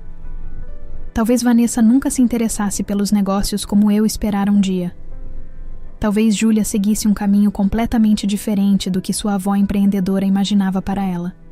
Talvez a Mendonça Incorporações precisasse ser repensada, reestruturada, adaptada aos novos tempos. Mas a família Mendonça, o verdadeiro alicerce de tudo que construí, estava ali, resistente, sobrevivendo à tempestade. Ao meio-dia em ponto, como prometido, a história estampava a primeira página do portal online de maior circulação do país. Berenice Mendonça rompe o silêncio. A saga de traição e resiliência por trás de um dos maiores impérios imobiliários do Brasil. Acompanhando a manchete, uma foto minha na biblioteca, não sorrindo docilmente como uma avó inofensiva, mas com o olhar firme e determinado da empresária que sempre fui. A mensagem era clara. Berenice Mendonça havia retornado. Meu celular começou a tocar incessantemente. Amigos que não falavam comigo há anos. Parceiros de negócios que se afastaram quando Ricardo assumiu o controle. Jornalistas de outros veículos querendo entrevistas exclusivas. Ignorei todas as chamadas. Este momento não era para o mundo exterior. Era para mim, para a redescoberta de quem eu realmente era e sempre fui, por trás do papel que me impus como estratégia de sobrevivência. Lembrei-me de um livro que meu pai costumava ler para mim antes de dormir, quando eu ainda era pequena. A história de uma fênix que precisava fingir-se de morta para finalmente renascer das cinzas, mais forte que nunca. Enquanto observava o jardim onde tantas memórias foram construídas ao longo de décadas, onde minha filha agora ria livremente pela primeira vez em anos, onde minha neta cresceria conhecendo sua verdadeira história familiar, senti as lágrimas finalmente rolarem. Não de tristeza ou raiva, mas de alívio e determinação. A falsa Berenice, frágil, confusa, submissa, havia cumprido seu propósito. Era hora de renascer como a verdadeira, a mulher que construiu um império a partir do nada, que enfrentou preconceitos e obstáculos em uma indústria dominada por homens, que jamais se curvou diante da adversidade. A mulher que, aos 68 anos, ainda tinha muito a construir e reconstruir. Quando Carlos chegou, pouco depois das 14h, encontrou-me não mais na biblioteca, mas no lugar que Ricardo jamais descobrira em 3 anos de buscas meticulosas. O escritório secreto, escondido atrás da falsa estante de livros no porão da mansão. O espaço, embora relativamente pequeno, continha tudo necessário para comandar um império. Computadores de última geração, arquivos organizados metodicamente, uma mesa de reuniões para 6 pessoas e, o mais importante, um cofre embutido na parede que nem mesmo as plantas originais da casa revelavam. Impressionante, comentou Carlos, girando lentamente para absorver todos os detalhes do local. Quando construiu tudo isso? O espaço sempre existiu. Foi projetado por Augusto durante a construção, como um refúgio caso a ditadura militar voltasse. Os equipamentos são recentes, instalados gradualmente nos últimos 3 anos. Carlos assentiu, compreendendo a engenhosidade do plano. Enquanto Ricardo vasculhava escritórios e propriedades oficiais buscando documentos comprometedores, eu trabalhava silenciosamente neste bunker digital, reunindo cada evidência de suas atividades ilícitas. Trouxe o que pedi? Perguntei, indicando a maleta que ele carregava. Tudo aqui. Os originais dos documentos que Ricardo tentou destruir no escritório, cópias autenticadas das transferências bancárias para o exterior, os contratos adulterados, tudo como solicitou. Peguei a maleta e digitei a combinação do cofre. A data de fundação da primeira empresa, um número que só Augusto e eu conhecíamos. A porta pesada abriu-se com um sibilo discreto, revelando prateleiras organizadas com outros documentos e algumas pequenas caixas. Agora, disse, retirando um envelope lacrado da prateleira mais alta. É hora de revelar o que Ricardo nunca soube. O envelope continha um conjunto de documentos legais que nem mesmo Carlos, meu advogado de confiança, conhecia até aquele momento. O verdadeiro testamento de Augusto. Isso é... Carlos arregalou os olhos enquanto examinava os papéis. Mas o testamento de Augusto já foi executado. As propriedades e ações foram transferidas conforme previsto. Aquele, interrompi, era apenas o testamento público. Este é o documento verdadeiro, registrado e mantido em segredo conforme o desejo dele. No documento, datado de apenas 3 meses antes de sua morte, Augusto estabelecia um mecanismo jurídico raramente utilizado no Brasil, um fideicomisso, semelhante aos trusts anglo-saxões. Por meio deste instrumento, a verdadeira propriedade das empresas e bens mais valiosos da família não havia sido transferida diretamente para mim ou para Vanessa, como todos acreditavam. Em vez disso, tudo foi colocado sob controle de uma fundação familiar, cujos beneficiários finais éramos Vanessa e eu, mas com uma condição crucial. O controle efetivo só poderia ser transferido mediante a aprovação unânime de um conselho de administração formado por 3 pessoas. Eu, um representante legal independente, papel que Carlos assumiria, e um terceiro membro que seria nomeado apenas quando necessário. Augusto sempre desconfiou de Ricardo, expliquei, enquanto Carlos absorvia as implicações jurídicas daquele documento explosivo. Não o suficiente para confrontá-lo diretamente, mas o bastante para criar esta rede de proteção. Isso significa que todas as transações feitas por Ricardo nestes anos são tecnicamente nulas. As procurações que assinei lhe davam poder operacional, mas não a propriedade real dos bens. Ele vendeu o que não lhe pertencia, transferiu o que não era seu para transferir. Carlos passou a mão pelos cabelos grisalhos, claramente impressionado com a magnitude da revelação. Por que não usou isso antes? Poderia ter detido Ricardo imediatamente, evitado 3 anos de sofrimento. Levantei-me e caminhei até a pequena janela do porão, que oferecia uma visão limitada do jardim. Lá fora, o sol da tarde banhava as roseiras brancas, criando um contraste perfeito com o céu azul de inverno. Porque precisava ter certeza sobre Vanessa. Respondi após um momento de silêncio. Revelar o testamento significaria expor também o papel dela em tudo isso. Como mãe, tentei protegê-la até o último momento, dar-lhe a chance de enxergar por si mesma quem Ricardo realmente era. Era mais que isso, na verdade. Augusto havia incluído uma cláusula adicional, que ainda não revelara nem mesmo a Carlos. Caso Vanessa estivesse envolvida conscientemente em atividades criminosas contra os interesses da família, perderia automaticamente sua parte na herança, que seria transferida integralmente para Júlia quando esta completasse 21 anos. Uma cláusula dura, quase cruel em sua rigidez, mas Augusto sempre fora um homem de princípios inabaláveis quando se tratava da integridade dos negócios familiares. E agora?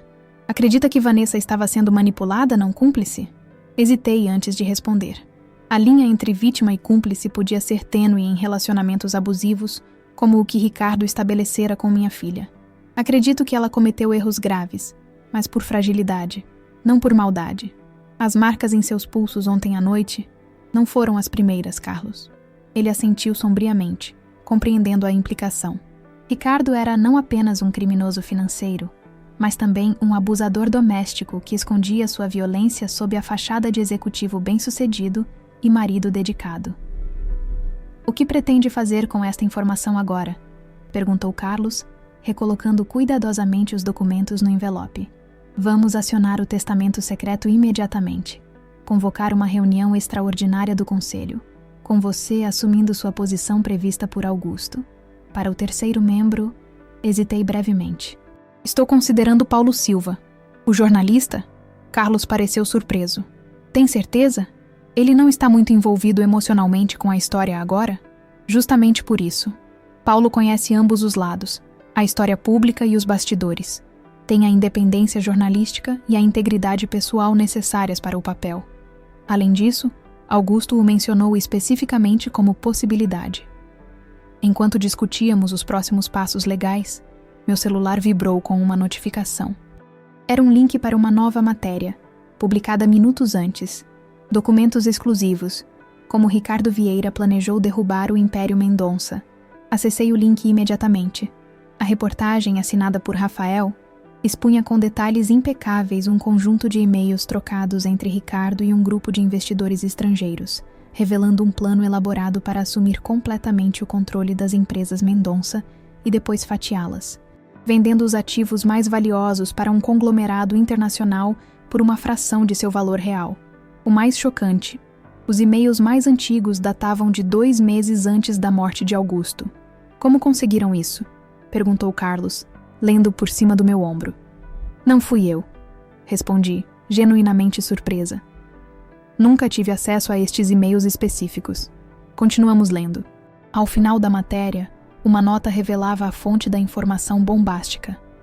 Os documentos foram entregues à redação por Vanessa Mendonça Vieira, que afirma tê-los descoberto em 2022, mas ter sido impedida de revelá-los por medo de represálias de seu então marido. Senti meu coração acelerar. Minha filha não apenas havia rompido definitivamente com Ricardo, havia dado um passo ativo para expô-lo publicamente. Ela sabia, murmurei, mais para mim mesma que para Carlos. Sabia há pelo menos 2 anos e não teve coragem de agir. Até agora, completou ele, apontando para outro trecho da reportagem onde Vanessa declarava formalmente estar solicitando o divórcio e colaborando integralmente com as autoridades nas investigações contra Ricardo. Aquela revelação mudava tudo. Se Vanessa havia guardado aquela informação por medo, não por cumplicidade, a cláusula punitiva do testamento de Augusto não se aplicaria. Ela não perderia sua parte na herança, mantendo-se como beneficiária legítima ao lado de Júlia. Mais importante, significava que minha filha, apesar de todos os erros e fraquezas, nunca havia realmente se voltado contra a família. Havia sido vítima, prisioneira em uma gaiola dourada construída por Ricardo, ameaçada e manipulada até perder a noção de seu próprio valor e capacidade. Precisamos falar com ela imediatamente, decidi, guardando os documentos de volta no cofre. É hora de colocar todas as cartas na mesa. Encontramos Vanessa e Júlia na sala de estar. Minha filha parecia ter envelhecido 10 anos nas últimas 24 horas, mas havia algo diferente em seus olhos. Uma determinação que não via desde que era adolescente e sonhava em ser fotógrafa, antes que Ricardo a convencesse de que aquilo era apenas um hobby, não uma carreira adequada. Vi a matéria, disse ela assim que entramos. Acho que temos muito a conversar. Júlia, falei olhando para minha neta, por que não vai à cozinha ver se Carmen precisa de ajuda com o lanche da tarde? A garota hesitou, claramente percebendo que os adultos precisavam de privacidade para uma conversa séria. Tudo bem, vovó, mas depois quero saber o que está acontecendo de verdade. Estou cansada de segredos nesta família. Quando ficamos a sós, Vanessa foi a primeira a falar. Encontrei aqueles e-mails por acaso, enquanto usava o notebook de Ricardo. Ele havia esquecido de fechar a conta. No início, não entendi completamente o que significavam. Você sabe que nunca me interessei realmente pelos negócios da família. Assenti, sem interrompê-la. Quando finalmente compreendi o alcance do que ele planejava, confrontei-o. Foi a primeira vez que Ela hesitou, a mão inconscientemente tocando o pulso, onde as marcas ainda eram visíveis. A primeira vez que percebi quem ele realmente era. Por que não veio a mim? Perguntei, tentando manter a voz neutra, sem acusação. Porque ele me convenceu de que você também era culpada. Mostrou-me documentos, falsificados. Agora sei, sugerindo que você e papai haviam cometido fraudes durante anos. Disse que se eu te procurasse, acabaria te implicando em investigações criminais. Ela fez uma pausa, respirando profundamente para conter as lágrimas que ameaçavam cair. E eu acreditei, porque era mais fácil acreditar em documentos fraudulentos que enfrentar a verdade sobre o homem que escolhi como marido, como pai da minha filha. O silêncio que se seguiu estava carregado de décadas de mal-entendidos, de palavras não ditas, de oportunidades perdidas para conexão verdadeira. Tenho algo para mostrar a você, disse finalmente, fazendo sinal para que Carlos entregasse o envelope com o testamento secreto de Augusto. Enquanto Vanessa lia o documento, observei seu rosto passar por uma sucessão de emoções: surpresa, confusão, compreensão e, finalmente, alívio. Quando chegou a cláusula sobre perda da herança em caso de cumplicidade criminosa, ergueu os olhos para mim, alarmada. Isso significa que eu... Não, interrompi, segurando suas mãos. Você não perdeu sua herança. Augusto incluiu uma definição muito específica de cumplicidade consciente, que claramente não se aplica à sua situação. Você foi manipulada, ameaçada. Isso não é cumplicidade, é vitimização. As lágrimas que ela tentara conter, finalmente rolaram livremente. Durante anos, Ricardo me disse que você me considerava uma decepção, que lamentava não ter tido um filho homem para assumir os negócios. Que sua aparente frieza era, na verdade, desprezo. Senti como se algo se quebrasse dentro do meu peito. Como não percebi o que estava acontecendo? Como permiti que minha própria filha acreditasse por tanto tempo que não era amada, valorizada, respeitada? Vanessa, nunca, nem por um momento, deixei de te amar ou de te admirar. Talvez tenha sido exigente demais. Talvez tenha projetado em você minhas próprias ambições. Mas jamais, jamais te considerei uma decepção. Levantei-me e caminhei até uma das estantes da sala, retirando um livro antigo de receitas que pertencera à minha avó. De entre suas páginas, retirei uma fotografia amarelada. Vanessa aos 17 anos, sorrindo ao lado de sua primeira câmera profissional. Um presente que eu lhe dera secretamente, contraria a opinião de Augusto, que considerava a fotografia um hobby caro demais. Guardei todas elas, sabia? Disse, mostrando-lhe a foto. Cada fotografia que você tirou, cada exposição escolar que participou. Tenho um álbum inteiro dedicado apenas ao seu trabalho. Aquela revelação pareceu atingir Vanessa como uma onda. Ela pegou a fotografia com mãos trêmulas, como se segurasse algo infinitamente precioso. Depois que conheci Ricardo, deixei a fotografia de lado. Ele dizia que era coisa de adolescente, que precisava me concentrar em ser uma boa esposa, uma boa mãe. E agora? Perguntei suavemente. O que você quer fazer agora, Vanessa? Não como minha filha, não como ex-mulher de Ricardo, mas como você mesma. Ela olhou para a fotografia por um longo momento antes de responder. Quero recomeçar. Talvez voltar a fotografar. Talvez fazer algo completamente diferente. Mas quero decidir por mim mesma desta vez. Assenti, sentindo uma mistura de orgulho e esperança que não experimentava havia anos. E quanto às empresas? Perguntou ela, apontando para o testamento. Se este documento for acionado, tecnicamente sou coproprietária junto com você. Sim, e agora você precisa decidir. Quer assumir esse papel, aprender o negócio que seu pai e eu construímos? Ou prefere um papel mais passivo, como beneficiária dos resultados sem envolvimento direto? Era uma pergunta que aguardara décadas para ser feita e respondida. Vanessa não respondeu imediatamente. Em vez disso, perguntou algo que me pegou completamente desprevenida. O que você quer, mãe? Depois de tudo isso, depois de recuperar o controle, o que Berenice Mendonça realmente deseja para si mesma?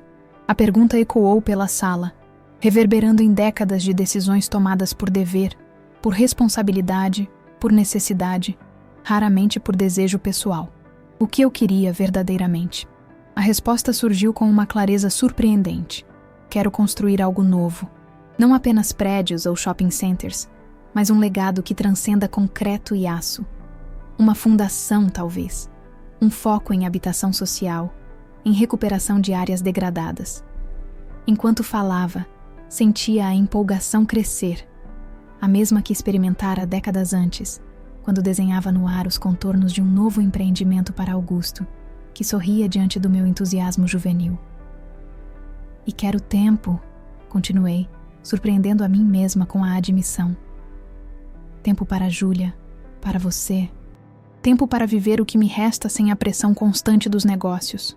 Vanessa assentiu lentamente, como se absorvesse cada palavra. Então, com uma determinação que me lembrou dolorosamente de mim mesma em sua idade, disse: então vamos fazer isso acontecer, juntas, desta vez. Naquele momento, enquanto o sol da tarde começava a se pôr atrás das janelas da sala, senti que um ciclo se completava. Os segredos guardados por tanto tempo, tanto por Augusto quanto por mim, tanto por medo quanto por amor, finalmente vinham à luz. E com eles, a possibilidade de um novo começo, não apenas para as empresas Mendonça, mas para a família que lhes deu nome. A reunião do Conselho da Fundação Mendonça, o veículo jurídico criado pelo testamento secreto de Augusto, aconteceu na manhã seguinte, em um dos salões privativos do Hotel Intercontinental, longe de olhares curiosos e da imprensa que agora cercava permanentemente os portões da mansão. Paulo Silva aceitou prontamente o convite para integrar o conselho como terceiro membro, embora tenha deixado claro que se afastaria da cobertura jornalística do caso para evitar conflitos de interesse. Augusto foi mais que um benfeitor para mim, explicou. Foi um mentor. Devo a ele e à senhora muito mais que minha educação formal. A reunião começou pontualmente às 9h. Sentada à cabeceira da mesa oval, observei os rostos ao meu redor.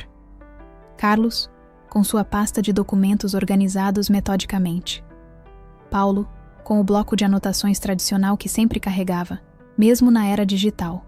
E Vanessa, que insistira em participar como ouvinte, para começar a entender os aspectos legais dos negócios familiares. Senhores, comecei formalmente. Esta é a primeira reunião oficial do Conselho da Fundação Mendonça, conforme estabelecido pelo testamento complementar de Augusto Mendonça. Nosso objetivo hoje é triplo. Primeiro, ratificar formalmente a ativação da fundação. Segundo, estabelecer os procedimentos para reverter as transações fraudulentas realizadas por Ricardo Vieira. Terceiro, delinear a estratégia de comunicação pública sobre estas mudanças. Carlos distribuiu pastas com a documentação relevante para cada presente. O volume era considerável, mais de 200 páginas de análises jurídicas, relatórios contábeis e pareceres técnicos sobre cada propriedade, contrato e empresa afetados pelas ações de Ricardo. Como podem ver, explicou ele, a situação é complexa, mas não irreversível. O testamento secreto nunca foi revogado ou substituído, tendo sido mantido em sigilo conforme instruções explícitas de Augusto. Sua validade jurídica é incontestável, especialmente considerando que foi registrado não apenas no Brasil, mas também em jurisdições internacionais onde temos operações. O que isso significa na prática? Perguntou Vanessa, folheando os documentos com evidente esforço para compreender os termos jurídicos. Significa, respondeu Carlos, que tecnicamente Ricardo nunca teve propriedade real sobre os ativos principais do Grupo Mendonça. As procurações que sua mãe assinou davam a ele poder administrativo, mas não transferiam propriedade. É como dar a alguém as chaves do carro, mas não o documento de propriedade. E quanto às vendas que ele realizou, os contratos que assinou em nome da empresa? Insistiu ela. Aí está o ponto crucial, interveio Paulo, que aparentemente já havia estudado a documentação enviada previamente. Se aplicarmos estritamente a letra do testamento, todas estas transações são anuláveis. Mas isso criaria um caos jurídico e econômico considerável, afetando terceiros que negociaram de boa fé. Assenti, reconhecendo a complexidade ética e prática da situação. Precisamos ser cirúrgicos, afirmei. Nem todas as decisões de Ricardo foram prejudiciais ou fraudulentas. Algumas, embora não alinhadas com nossa visão original, foram negócios legítimos. Não podemos simplesmente anular tudo indiscriminadamente. Durante as 2 horas seguintes, analisamos caso a caso as principais transações realizadas por Ricardo nos últimos 3 anos. Para cada uma, decidimos entre 3 opções: manter integralmente, renegociar termos ou contestar judicialmente. A Reserva Mendonça, o santuário ambiental que Ricardo planejara vender para o conglomerado de construção, foi o tema mais debatido. O contrato já havia sido assinado, embora a transferência definitiva ainda não tivesse sido realizada. Os compradores alegam não saber da irregularidade, explicou Carlos. mas temos evidências de que foram informados por seus advogados sobre possíveis problemas na cadeia dominial. Neste caso, decidi, vamos contestar integralmente. A reserva nunca esteve à venda. Era um compromisso pessoal meu e de Augusto com a preservação ambiental. Vanessa, que até então mantivera-se mais como observadora, interveio. E se, em vez de apenas contestarmos, propuséssemos algo diferente? Transformar oficialmente a reserva em uma área de proteção permanente, talvez em parceria com universidades para pesquisa ambiental? Olhei para minha filha com surpresa e orgulho. Era exatamente o tipo de pensamento lateral que Augusto teria. Não apenas desfazer o erro, mas transformá-lo em algo melhor que a situação original. Uma excelente ideia, concordei. Carlos, poderia incluir isso no planejamento? Às 11h30, quando a parte jurídica foi concluída, passamos à estratégia de comunicação. Paulo, com sua experiência jornalística, liderou esta parte da reunião. A narrativa pública já está estabelecida graças às matérias dos últimos dias, explicou ele. Dona Berenice é vista como a empresária resiliente que enfrentou a traição familiar e está retomando o controle de seu império. O timing é perfeito para anunciar as mudanças estruturais e a nova visão para o grupo. Que nova visão seria essa? Perguntou Vanessa, olhando diretamente para mim. Era o momento que eu esperara. A oportunidade de articular não apenas o que seria desfeito, mas o que seria construído em seu lugar. O Grupo Mendonça sempre teve um compromisso duplo: prosperidade econômica e responsabilidade social. Ricardo focou exclusivamente no primeiro aspecto, abandonando o segundo. Agora, pretendo reequilibrar essa balança. Durante os 20 minutos seguintes, delineei a visão que vinha cultivando silenciosamente durante os 3 anos de meu exílio interno. Uma reestruturação que dividiria o grupo em 2 frentes complementares. A primeira, a Mendonça Incorporações propriamente dita, continuaria com os empreendimentos comerciais e residenciais de alto padrão que nos tornaram conhecidos, mas com um compromisso renovado com sustentabilidade e inovação arquitetônica. A segunda, a recém-criada Fundação Mendonça para Habitação e Desenvolvimento Urbano, focaria em projetos sociais, recuperação de áreas degradadas, habitação popular de qualidade e formação profissional para jovens da construção civil. Cada empreendimento comercial gerará recursos para um projeto social correspondente, expliquei. Não como caridade, mas como investimento no futuro da cidade. Quando terminei, percebi que Paulo tomava notas freneticamente, enquanto Carlos sorria com aprovação. Vanessa, porém, parecia pensativa. Qual é o problema? Perguntei diretamente. Não é um problema, é uma pergunta, respondeu ela. Onde me encaixo nessa nova estrutura? A pergunta pegou-me desprevenida. Depois de décadas vendo Vanessa recusar qualquer envolvimento significativo nos negócios, não esperava que ela agora buscasse ativamente um papel. Onde você gostaria de se encaixar? Devolvi a pergunta. Ela hesitou apenas um momento antes de responder. Na fundação. Especificamente, gostaria de liderar um programa de documentação visual dos projetos sociais. Usar fotografia e vídeo para contar as histórias das comunidades, criar um acervo histórico da transformação urbana. Sua voz cresceu em confiança, enquanto explicava o conceito, claramente algo que já vinha considerando. Pela primeira vez em anos, vi no rosto de minha filha aquele brilho de paixão genuína que a caracterizava antes de Ricardo entrar em nossas vidas. É uma ideia brilhante, concordei imediatamente, e perfeitamente alinhada com a missão da Fundação: documentar a transformação não apenas dos espaços, mas das vidas humanas afetadas por nossos projetos. Paulo acrescentou seu apoio profissional. Do ponto de vista de comunicação, isso é ouro. Narrativas visuais têm um poder que relatórios e números jamais alcançarão. Vanessa sorriu. Um sorriso pleno, sem aquela tensão de quem teme desaprovação que se tornara sua marca registrada nos últimos anos. Tenho equipamento e contatos suficientes para começar imediatamente. Alguns antigos colegas da faculdade de fotografia estão trabalhando com documentários sociais. Poderíamos criar uma equipe especializada. Observei minha filha com um misto de surpresa e admiração. Depois de anos sendo diminuída e controlada por Ricardo, bastaram 24 horas de liberdade para que ela começasse a florescer novamente. Era como assistir a uma planta há muito tempo mantida na sombra finalmente encontrar a luz do sol. Está decidido, então, concluí. Vanessa liderará o departamento de documentação visual da Fundação, com autonomia para montar sua equipe e desenvolver a metodologia de trabalho. Enquanto finalizávamos os detalhes da reunião, meu celular vibrou com uma mensagem de Carmen. Policiais acabaram de sair da mansão. Trouxeram um mandado de busca autorizado por Ricardo. Reviraram tudo, mas obviamente não encontraram nada importante. Júlia está bem, apenas assustada. Mostrei a mensagem para Carlos, que franziu o senho. Como ele conseguiu autorizar um mandado estando detido? Provavelmente algum último contato na Polícia Civil, especulei. Um favor final que alguém lhe devia. Aquele movimento desesperado de Ricardo confirmava o que eu já suspeitava.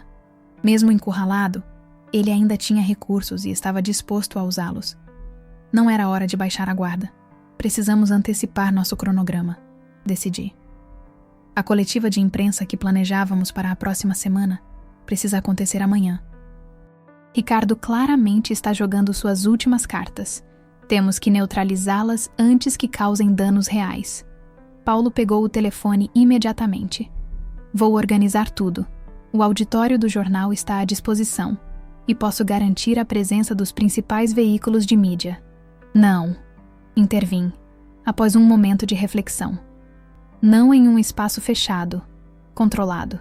Quero fazer isso na frente da sede da Mendonça Incorporações, no espaço público, diante dos funcionários, dos clientes, da cidade. Carlos pareceu preocupado. Tem certeza? A segurança será mais difícil de garantir, e Ricardo ainda tem aliados dentro da empresa. Precisamente por isso, respondi com firmeza. Não quero apenas anunciar mudanças. Quero reclamar fisicamente o espaço que me pertence. Quero que cada funcionário, cada executivo colocado lá por Ricardo, me veja retornando não como uma idosa fragilizada, mas como a fundadora e presidente que sempre fui. Vanessa, que escutava atentamente, acrescentou: apoio totalmente. E quero estar ao seu lado quando fizer isso, mãe. É hora de mostrarmos que os Mendonça estão unidos novamente. Olhei para minha filha com orgulho. Quem diria que, após tanto sofrimento e distanciamento, encontraríamos novamente um ao outro justamente no momento mais difícil? Estabeleçamos o plano, então, disse Carlos, assumindo seu papel de estrategista. A coletiva amanhã será apenas o começo.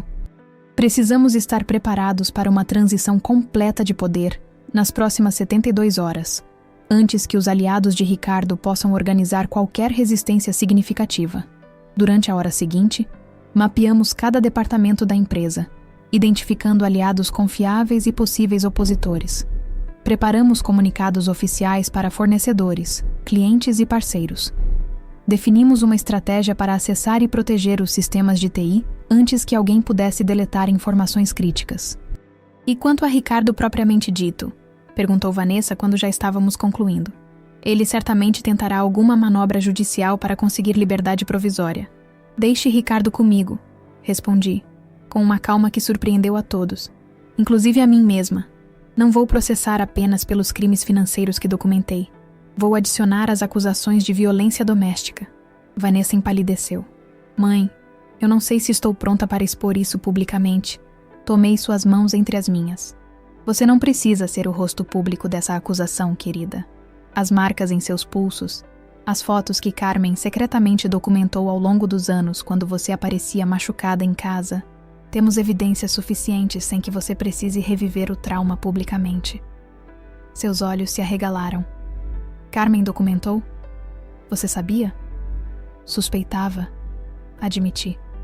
Nunca tive provas concretas até ontem à noite, mas uma mãe sente. Pedi a Carmen anos atrás que registrasse discretamente qualquer indício de abuso que notasse. Ela manteve um arquivo detalhado. Datas, descrições, algumas fotos distantes quando você não percebia. Vanessa deixou escapar um pequeno soluço. Não de dor, percebi, mas de alívio. Alívio por saber que, mesmo nos momentos em que se sentira mais sozinha, alguém estava observando, registrando, preparando-se para defendê-la. Ele merece enfrentar todas as consequências, disse ela finalmente, erguendo o queixo com uma determinação que me lembrou dolorosamente de mim mesma em sua idade. Não apenas pelo que fez à empresa, mas pelo que fez à nossa família.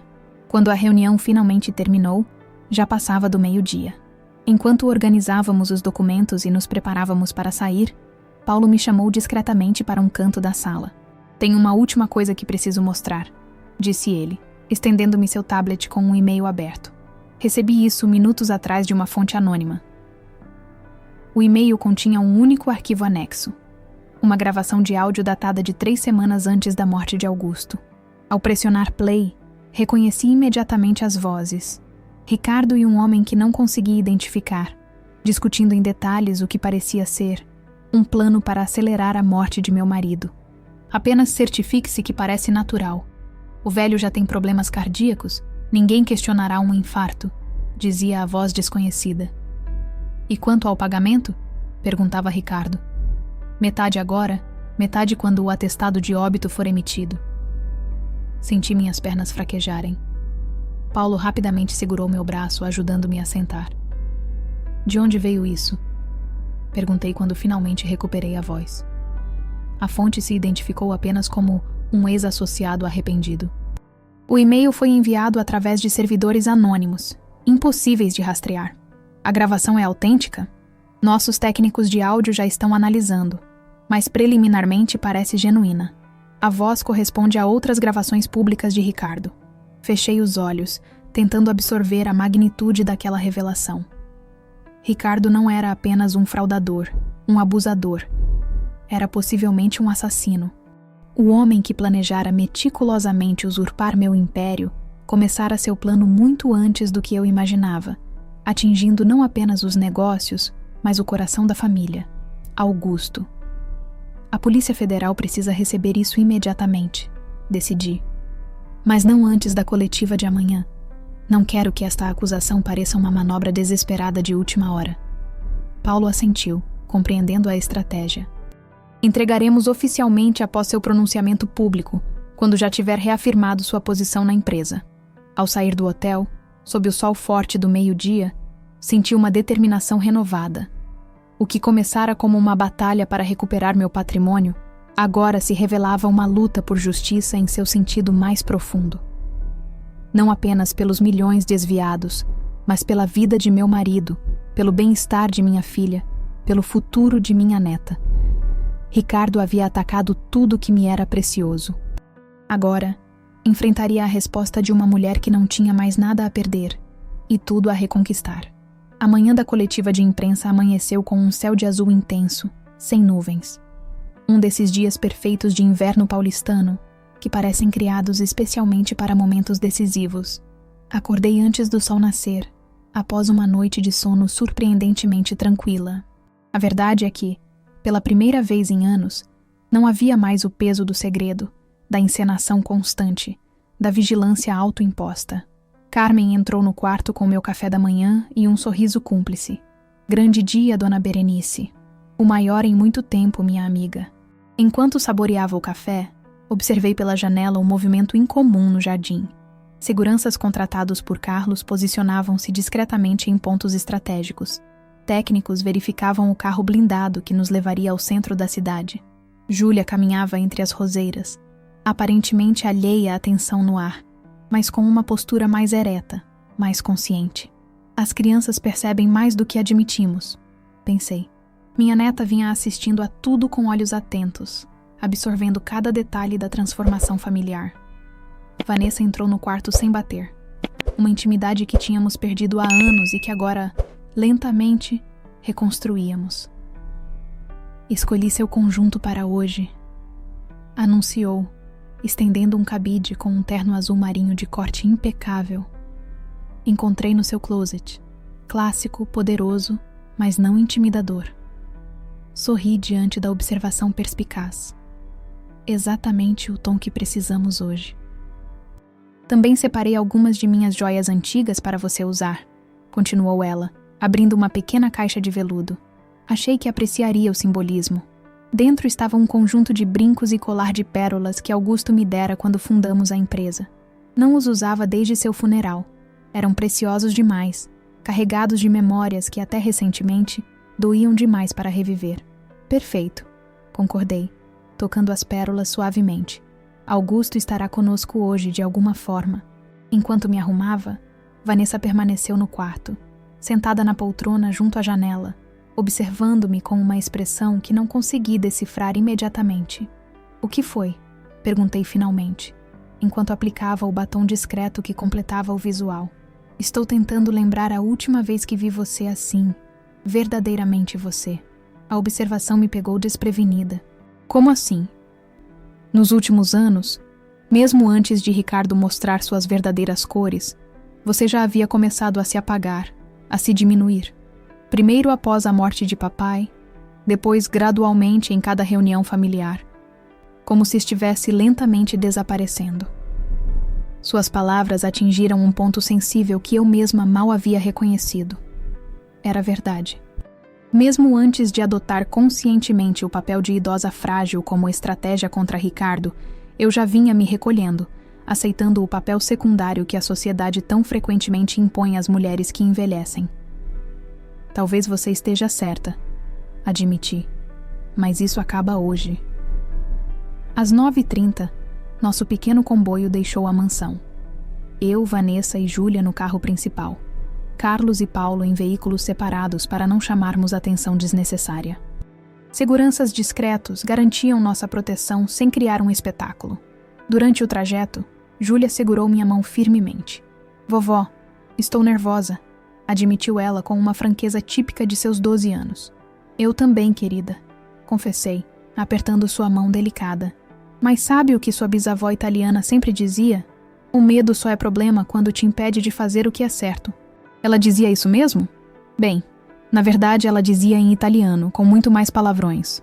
Brinquei, arrancando uma risada de minha neta. Mas a essência era essa.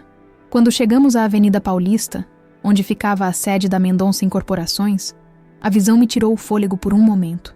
Centenas de pessoas aglomeravam-se em frente ao edifício. Jornalistas, câmeras, curiosos e, para minha surpresa, dezenas de funcionários usando crachás da empresa. "Como eles souberam?" perguntei a Carlos pelo telefone. "Não souberam oficialmente", respondeu ele, "mas os rumores se espalharam, e pelo que meus contatos internos relatam, muitos estão ansiosos para ver Dona Berenice de volta ao comando." Aquilo me comoveu profundamente. Apesar dos anos de manipulação de Ricardo, apesar de sua tentativa de apagar minha presença na empresa, ainda havia lealdade entre aqueles que realmente construíram o Império Mendonça comigo e com Augusto. O carro parou a uma distância segura. Antes de sairmos, olhei para Vanessa e Júlia. "Prontas?" Ambas assentiram com determinação idêntica em seus olhos. A mesma determinação que suspeitava brilhava nos meus. 3 gerações de mulheres Mendonça, prestes a reclamar o que era legitimamente seu.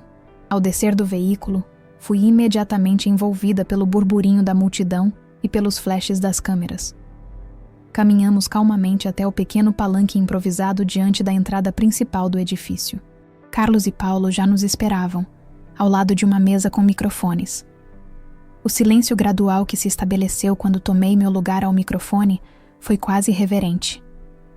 Olhei para a multidão, reconhecendo rostos familiares. Antigos funcionários, parceiros de negócios, pessoas que haviam feito parte da história da empresa. "Bom dia a todos", comecei, minha voz surpreendentemente firme. "Meu nome é Berenice Mendonça, fundadora da Mendonça Incorporações, e a partir de hoje, novamente sua presidente executiva." Um burburinho percorreu a multidão, seguido de uma onda de aplausos, tímida no início, depois crescente, até tornar-se quase ensurdecedora. Esperei pacientemente que diminuísse antes de continuar.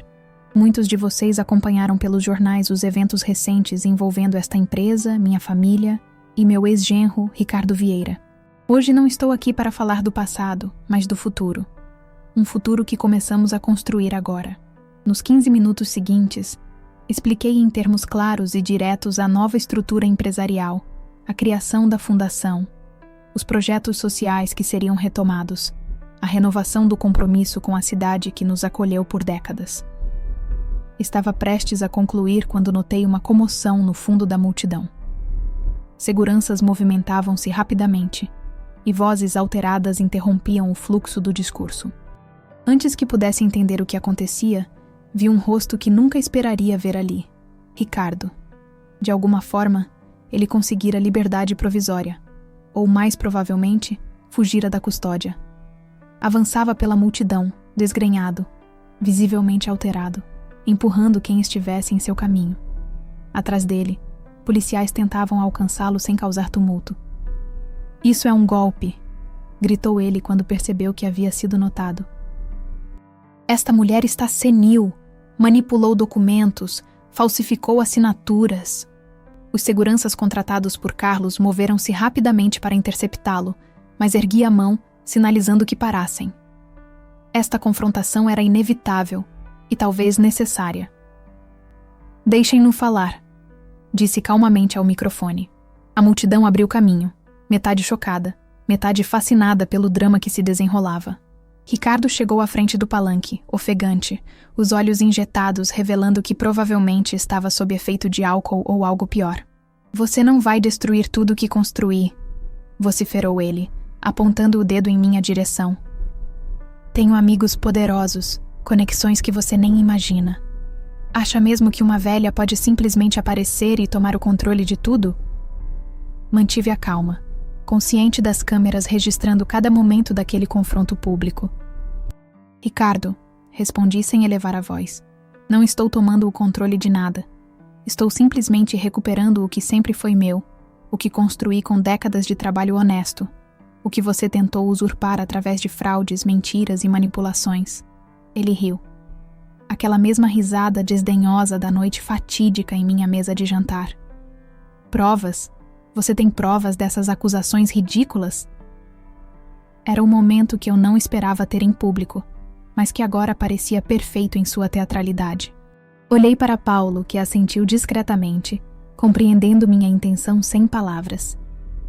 "Tenho mais do que provas de fraude financeira, Ricardo", disse, minha voz agora carregada de uma autoridade que silenciou até os sussurros na multidão.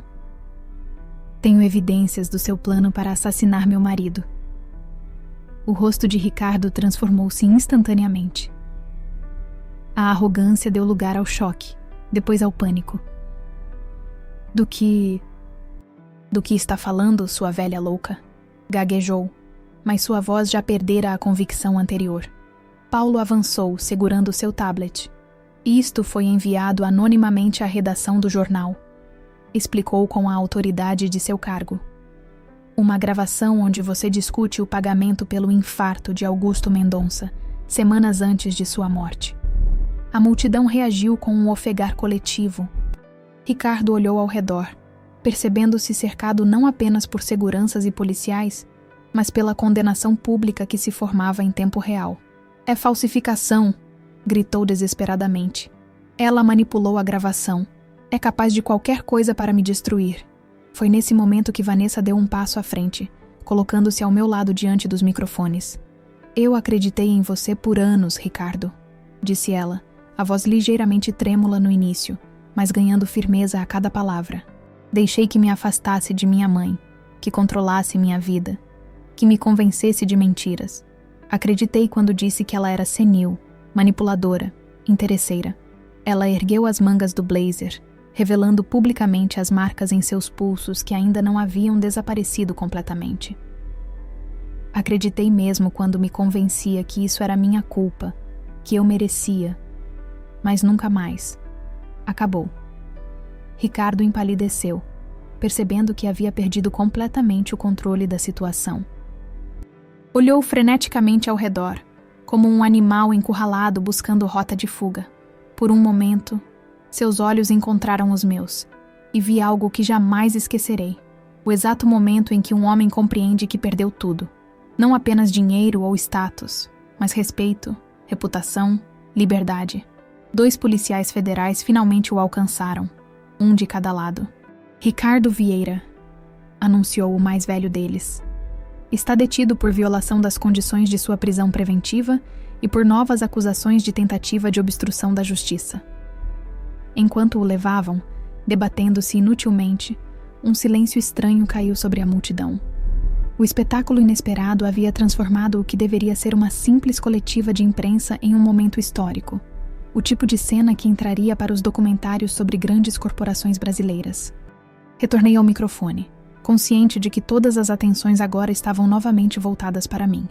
Como eu dizia antes dessa interrupção, continuei com uma calma que surpreendeu até a mim mesma.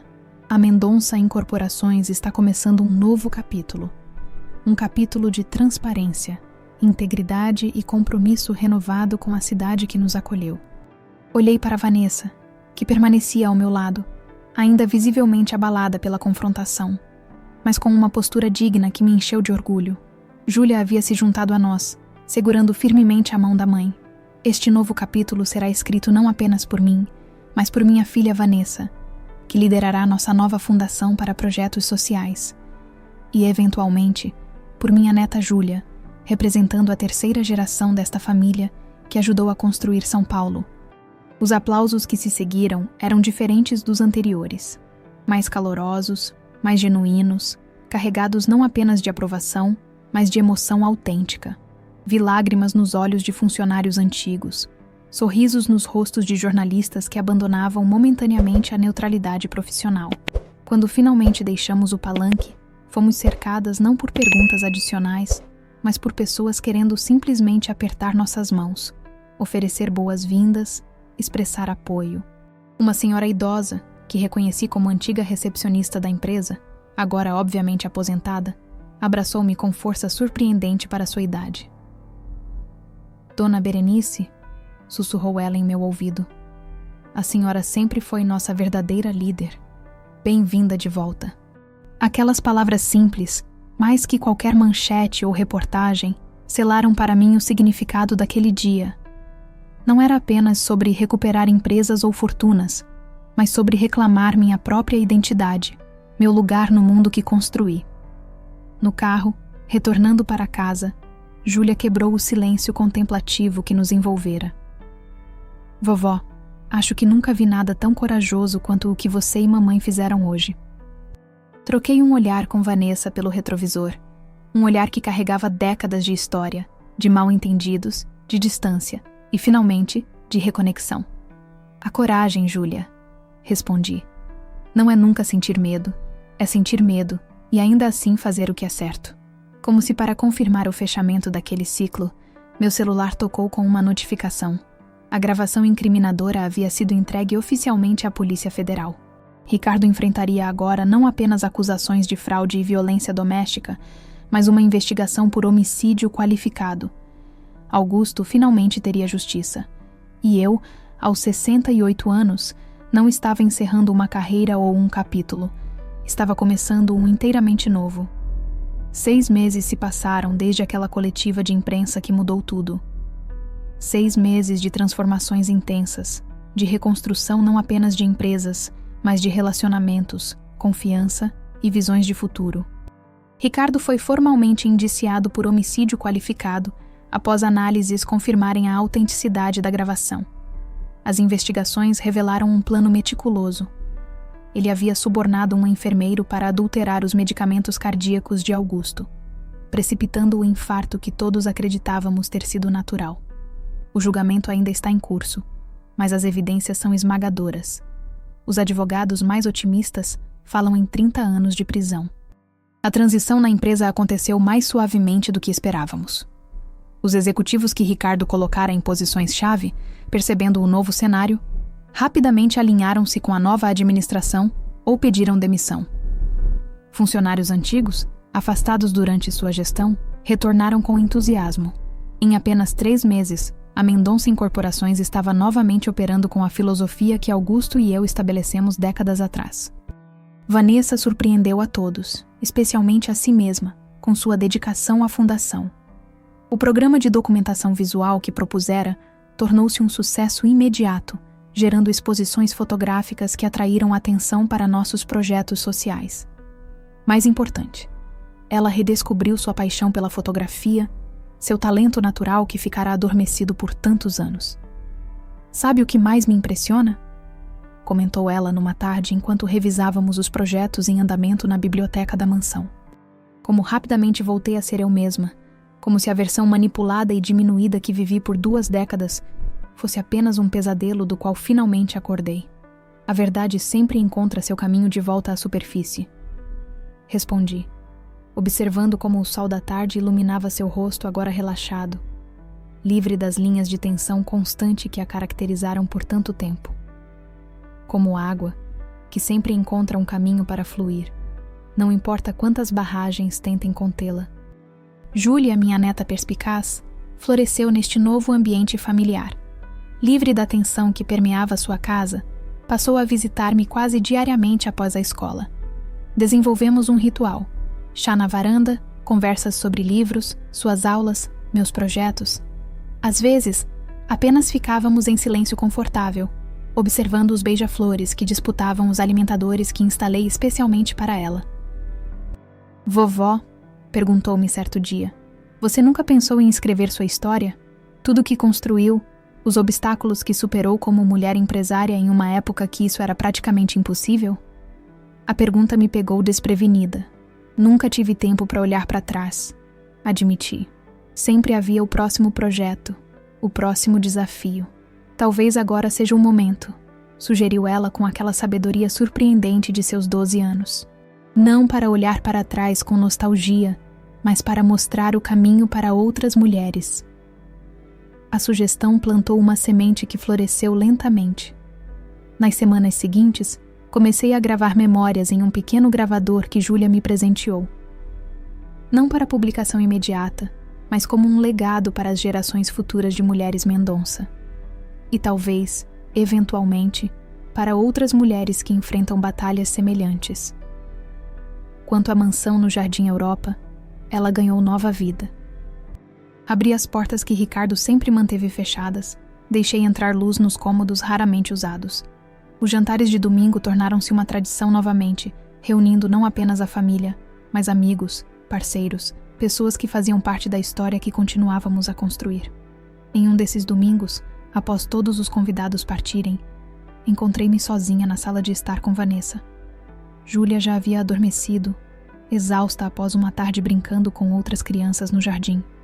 O silêncio era confortável, preenchido apenas pelo tic-tac do relógio antigo e o ocasional estalar da lenha na lareira. Mãe, disse Vanessa repentinamente, há algo que venho querendo perguntar há meses, mas nunca encontrei o momento certo. Pergunte.